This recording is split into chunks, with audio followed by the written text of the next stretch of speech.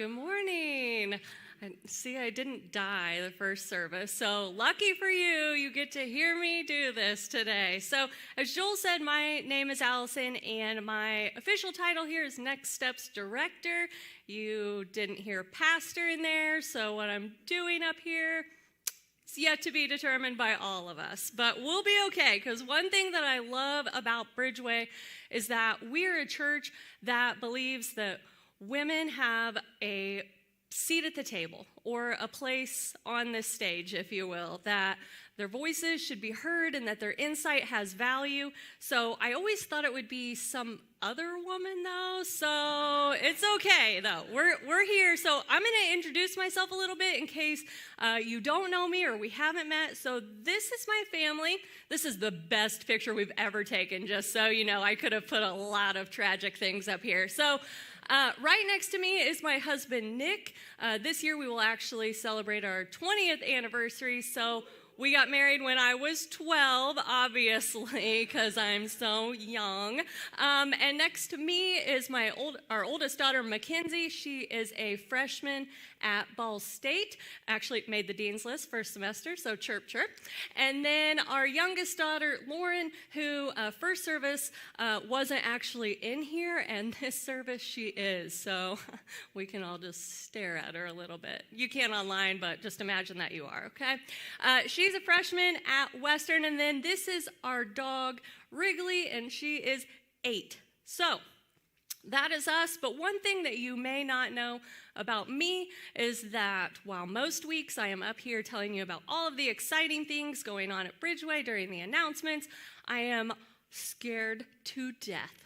Every single time. You would think coming up to give the announcements, it's like 2 minutes, not that big of a deal, right? Nope, sweating through my clothes every single week. I know, really disgusting, I'm so sorry, but that's the reality. I make friends at the grocery store, but speaking in front of all of you tends to make me a little afraid. So, what is something that you are afraid of this morning? I have a couple of pictures, so if you're online in the chat, you can just put the little emoji that's like this, the hand raising, it's me, okay? And if you're in the room, we're gonna participate here. Okay, so, first picture, spiders. Anyone afraid of spiders? Just my girls? Lauren, I see you, I know, okay? It doesn't matter how far away they are, they're hollering for someone to come kill it, okay? Maybe it's this next one for you. Heights? Jumping out of a plane? Anybody else in here jumped out of a plane? Just me? No? Oh, you've jumped out of a plane? I love that. This is the booming metropolis of Frankfurt right here, just so you know, because this is actually me right here jumping out of a plane. Okay, so maybe it's this next one for you. Speaking in front of a crowd like this. Maybe you could be up here? No? Yes? Can you imagine crowds like that? Also, maybe it's this one, merging onto the interstate, lots of traffic. Okay, my mom was here the first service, and I had to give her a shout out because this is her. She will dead stop on an exit rather than merge on an interstate if there's a lot of traffic. Do not recommend, okay? But maybe this is you, and that's okay. So what's one thing that you used to be afraid of that maybe you're not anymore, though? Okay, this one's mine, the movie Jaws. Okay, so,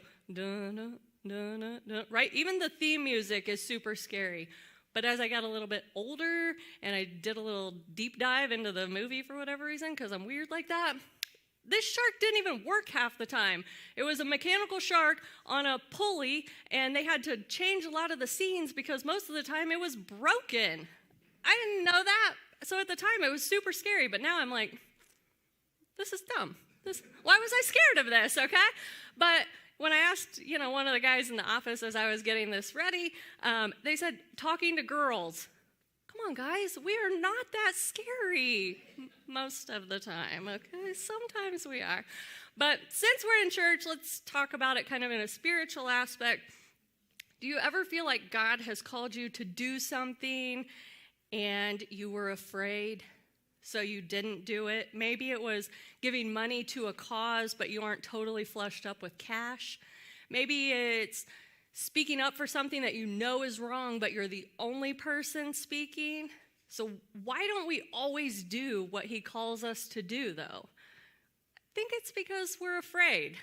And I believe and I think today that you'll discover that fear and faith can coexist as long as you push through and don't let it paralyze you.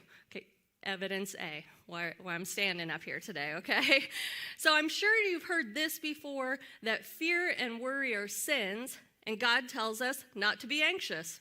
Well, if he says it, easy peasy, done and done, guess we're no longer anxious or full of fear and worry, right? Not quite. So if I had $1, though, for every time I've heard this in my life, I would be a rich lady, and I'm not, okay? So there's some truth to these words, but like with most things, it's just part of the story. So if you're anything like me and you struggle with anxiety, fear, worry, but you're also a Christian, you may feel out of place. You may hear that statement, and it's not super helpful because it brings guilt and shame. No one wants to be anxious. Literally no one on the planet wants to feel anxious and worry. And I felt like an outsider in the Christian community for a long time because fear is a legitimate struggle for me, and it always has been. So does that make me a defective Christian? Does it make you a defective Christian because you feel anxiety? Like possibly if they knew how much you struggle with fear, you'd be thrown out with a shiny new Bible with a Post-it note on it that says, read this, okay? Maybe you're with us this morning and you don't know if you even believe the whole Bible Jesus thing. First of all, we're glad you're with us, but second of all, isn't anxiety and fear and worry still an issue for you too? Wouldn't it be great if sometimes Christians would stop oversimplifying things and admit that life is messy and hard and complicated? Yes, please. Okay, let's stop doing that. So faith and fear can coexist. And I've probably asked this, can it? This is a question I've asked myself probably 1,000 times over my life, probably more than that. I've consistently heard the message that if you have faith in Jesus, then you can't have fear, that it's one or the other. You either have fear or you have faith. But I don't buy into that idea anymore because I honestly don't believe that God's the one selling it. I found a lot of freedom because I've kind of let the one or the other go. And I know what you're going to say, but God says, do not be afraid. And you're right. He probably says it more than 350 times in the Bible, actually. But I think maybe we've missed something with the whole fear and anxiety bashing, and it's that fear is just an emotion, a God-given emotion, okay? So the truth is, it's normal to feel fear. It's totally normal. You'd be really weird if you didn't, actually, because fear can be helpful at times, right? It's the reason why after you've touched a hot stove once, you don't go do it again because you're afraid of getting burned. It's the reason why you don't walk on the ledge of a mountain without a harness because you're afraid you're gonna fall off, okay? So it's not that we shouldn't ever feel fear. We're just not supposed to obey it. So I think that these things get confused. I believe that fear and faith can coexist because one drives us to the other. We feel fear, but we can choose God's truth. So I've heard a lot in religious circles, maybe you've never heard this before, kind of hope you haven't, but maybe you have, that fear is really just unbelief in disguise. So when Jesus walked the earth, an eyewitness named Mark recorded some of the incredible things that Jesus did that we now find in our Bibles. And Mark chapter 9 records a story of a father whose son had been possessed since birth. He had terrible seizures, convulsions that threw him into a fire, into water. He gnashed his teeth. Nothing this father had tried had helped. So he brings him to the disciples in hopes of getting him healed. The disciples, no such luck, not able to heal him. And so this father is seeking out Jesus because as parents, won't we go through the ends of the earth to figure out how to help our children? In Mark 9:22, the father says, if you can do anything, take pity on us and help us. Jesus answered that all things are possible to those that believe. The father replied, Lord, I believe. Help my unbelief. So we can have faith in Jesus and fear of the unknown. To cry out and admit that we are unsure does not negate the faith that we have.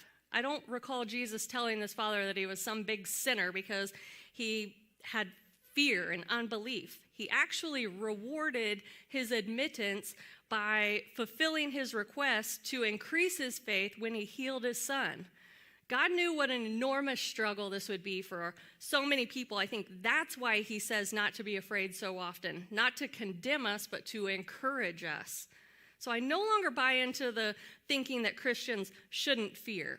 I mean, that's silly, honestly. We will fear. We're human beings. What matters most is what we do with that fear.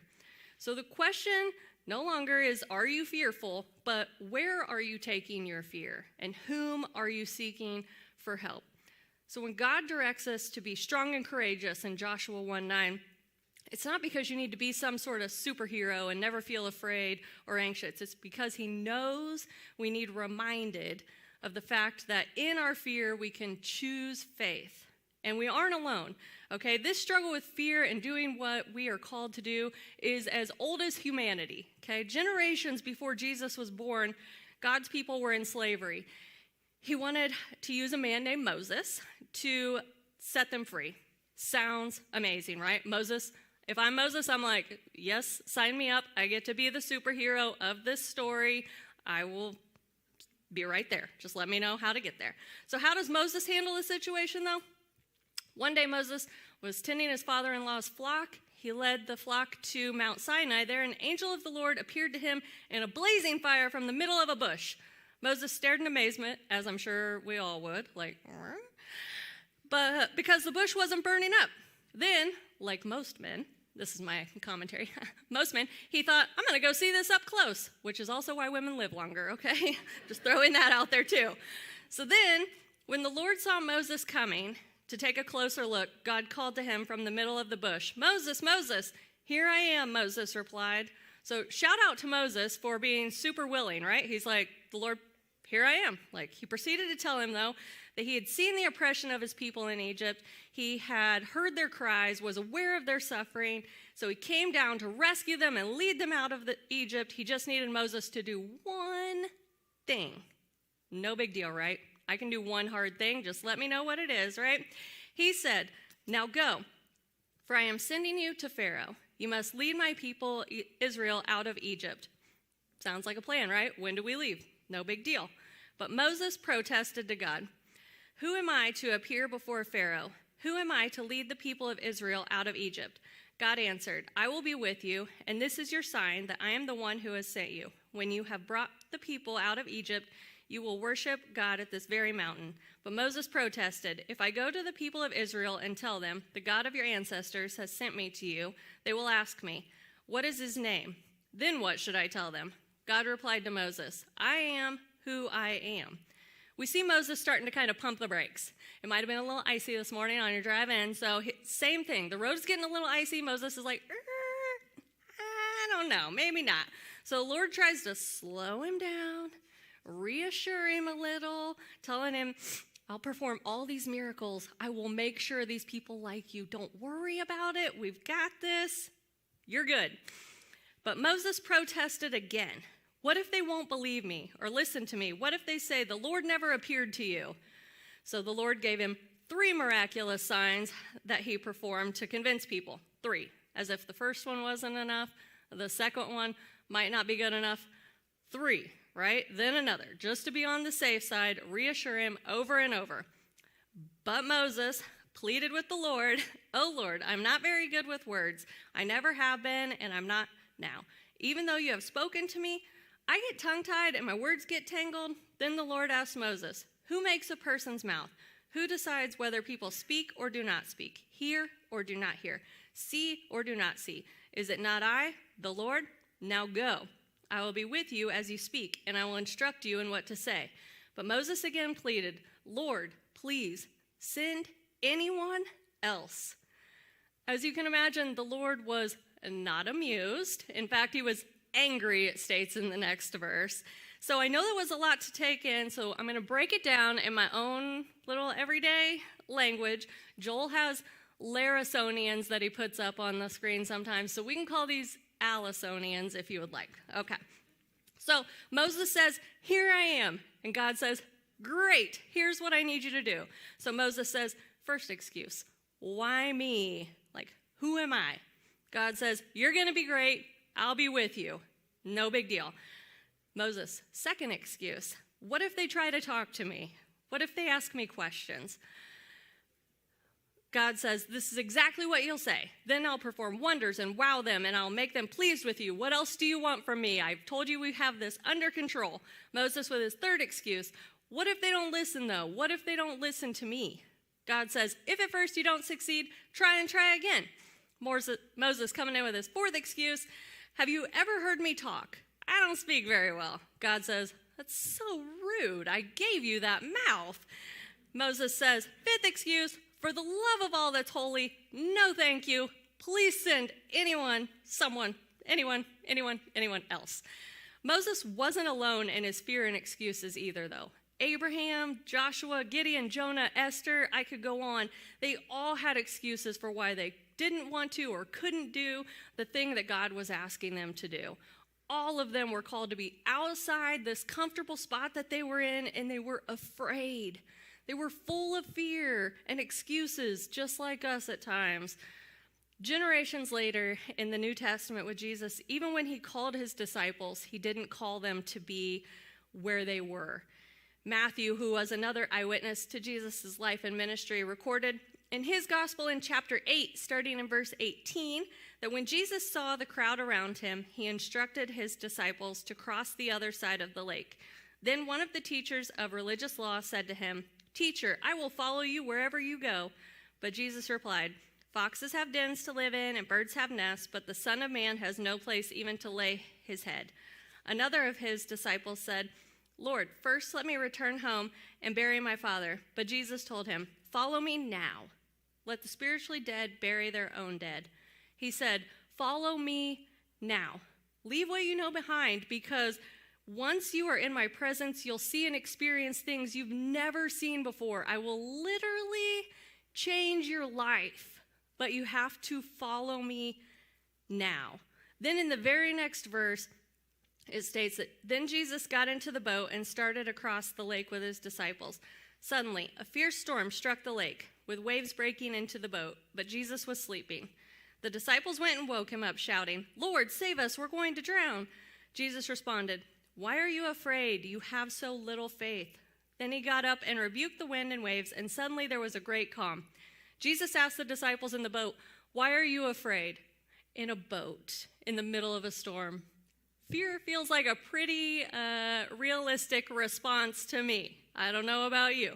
But Jesus didn't give the disciples a pass. He expects more of his disciples, because if he's the Lord of your life, then he's trustworthy. But I also don't think that Jesus uses these moments to condemn us or to make us feel terrible about ourselves, right? He uses them as teachable moments to make us better people, not to chastise us, but to encourage us and teach us a new way. So when I think back to Moses or the disciples and all of their many excuses, I also think of myself. When Joel asked me to give this talk, I had all of the excuses. I could still give you some this morning if you'd like, just so you know. I'm keeping a list. I'm not a pastor. I didn't go to Bible college. I don't know the Bible inside and out. People will ask me questions that I will not know the answers to. I'm going to sound ridiculous, 100%. Some of you are counting on that. I'm not qualified. I'm going to have to change clothes between services because did I mention that I sweat a lot? Okay. And what am I even going to talk about? Because he said I could talk about anything I want. Super broad, okay? So who does that sound like? Moses? Maybe you? At the tail end of Moses' life, though, he took all that he had learned from his fear and tried to speak into Joshua, who was going to succeed him to be the next leader of Israel, a different way. So in Deuteronomy 31:8, Moses tells Joshua, "The Lord himself goes before you and will be with you. He will never leave you nor forsake you. Do not be afraid. Do not be discouraged." For me, this is Moses' version of, this is what I wish I would have known when I was younger, kind of a story. You don't have to be afraid or discouraged because the Lord himself has already gone before you and will be with you during whatever it is that he has called you to. You can trust him. Even when his ways do not look like your ways, even when you can't even tell what his way is quite yet, he is trustworthy. So what do we see in all of these examples of those who have gone before us? They all felt the emotion of fear. They were all anxious. They all stumbled before they ran and did what God called them to do. But they chose to turn the volume down on their fear and turn the volume up on God's presence and faithfulness in their lives. They made him louder and their fear quieter. So how do we do that today? How do we move past our fear to make 2021 a year of adventure, of following Jesus and discovering the joy that he has for us on the journey? Is that easier said than done?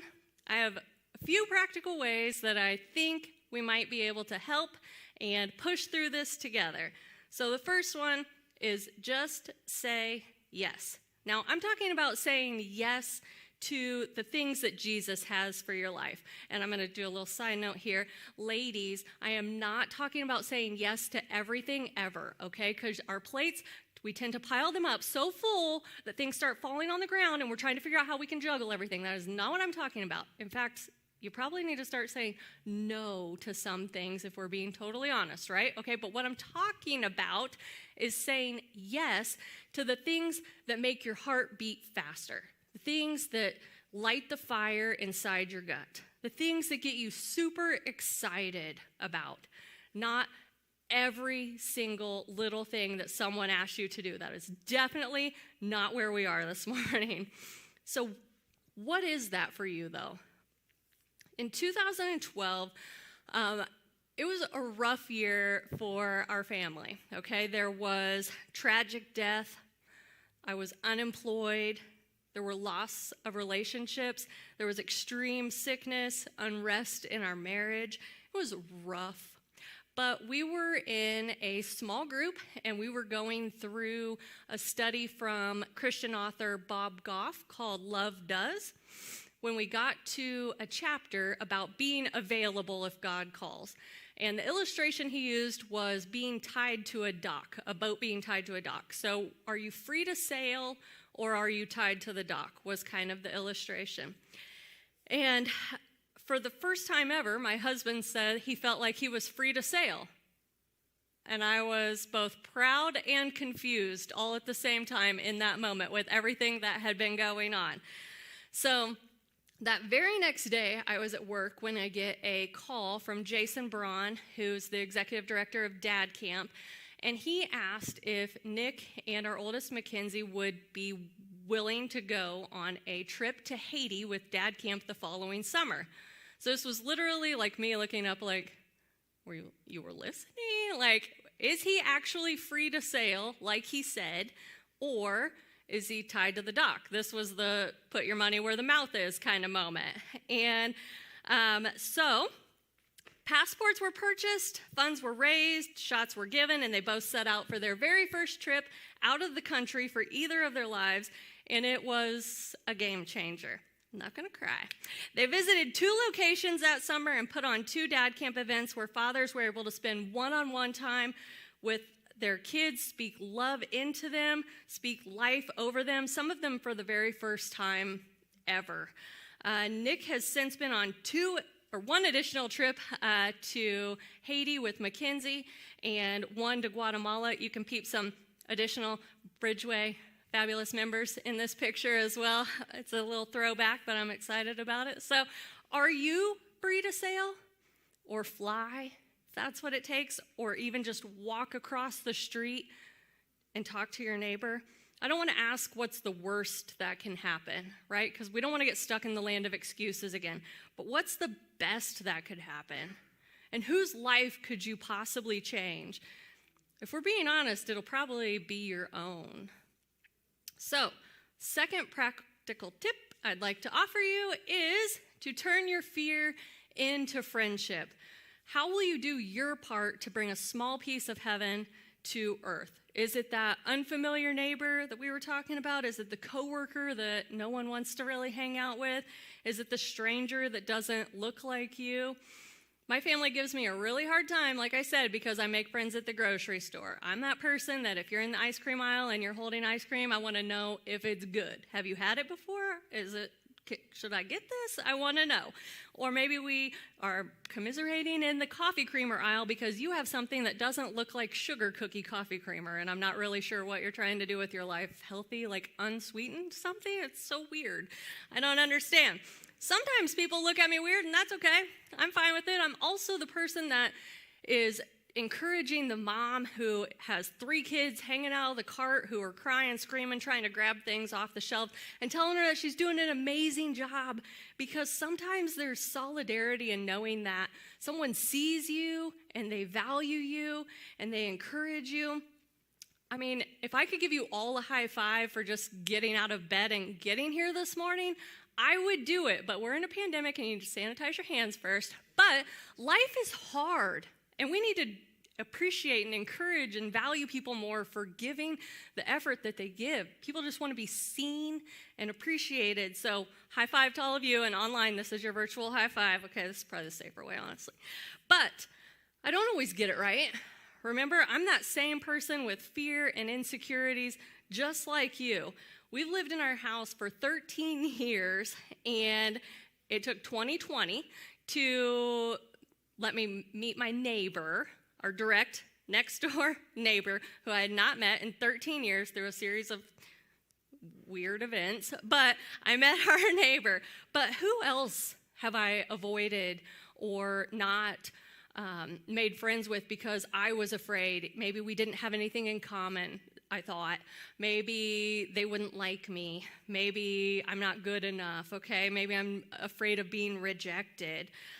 But I've probably missed out on some really great people, if we're being honest, and probably some amazing opportunities because I was afraid and I didn't throw myself out there. So whatever you do, though, it does not have to be extravagant.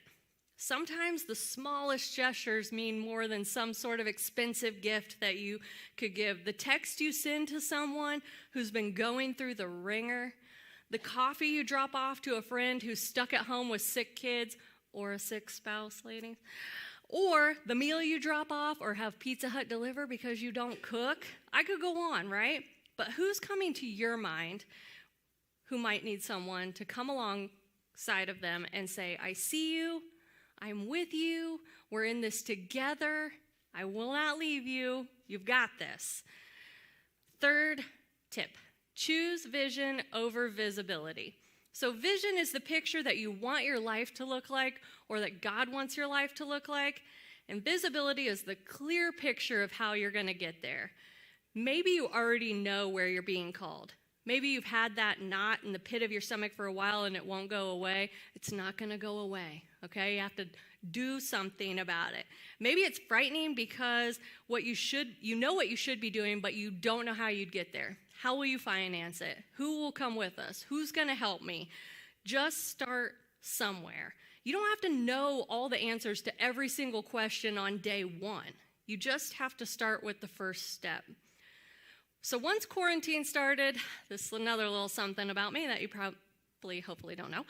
Once quarantine started, my girls talked me into joining TikTok. Maybe you don't know what TikTok is, but it's a social media platform that people post short video clips. There's a lot of dancing, there's celebrity voiceovers, there's people falling down, there's even potatoes, okay? I mean, there's lots of different TikToks. But one person that kept showing up on my page, who I found super inspiring, was this lady. Her name is Mrs. Space Cadet. Her real name's Erin, but I feel like Mrs. Space Cadet and I would be BFFs, right? She was supposed to run a marathon in November 2020. She had never run a single day in her life before last spring, and then like most things in 2020, the marathon got canceled. Most of us, me, would have stopped training, stopped running, started eating my feelings and wallowing in all that 2020 had taken from us, but not her. She kept running, kept pushing, kept literally putting one foot in front of the other, And even though her marathon was canceled, she still ran one in November and has since started training for the next one with the goal of hoping to run it just a little bit faster. So you may not be able to see the forest through the trees, as they say, but everyone has a day one. So fight through the fear and lean into your faith until you get to day 2, day 22, or mile 26.2 if that's your thing. Maybe you want to read the Bible cover to cover this year. Okay, find an app that'll send you notifications or help you to remember to read, or just start with chapter 1. Maybe you want to go back to school. Set an admissions appointment, call, schedule. What's the worst that can happen, right? You call and set an appointment, just see what can happen. Maybe you want to get more involved in the community this year. There is a whole host of nonprofits that would love your help. Call, email, send somebody a message. They will love to have you, okay? So just start somewhere. That's the goal. So here's the bottom line. The good news, and I hope this is good news for you as well, is that Jesus died for the worrier, the fearful, the anxious, and the controller just as much as anyone else. If you struggle with fear or worry, just remember the Father that pleaded for his son's life that I talked about a little bit earlier. He said, "I believe, help my unbelief." He acknowledged his belief and his fear in the same breath, and you can too. So instead of focusing on your battle with fear and your perceived lack of faith, acknowledge that you do believe. You're just struggling in this moment. We're not defective Christians, okay? Do you hear me in the back? We're not defective Christians because we feel fear. We're humans that need encouragement to lean into our faith. So turn down the volume on your fear and the what ifs, and turn up the volume on believing that God is with you, because adventure is just on the other side of following him into the unknown. Jesus said it best, obviously, in John 12:27. He said, "I am leaving you with a gift, peace of mind and heart.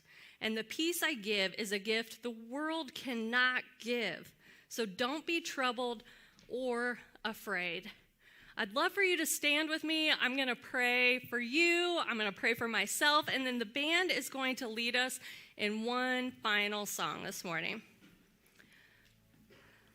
Lord, today we talked about turning down the noise and the fear and our anxiousness and our worrisome tendencies, and turning up the volume on you and your gratefulness and your trustworthiness and all that you have for our lives. Lord, we know that you have already gone before us.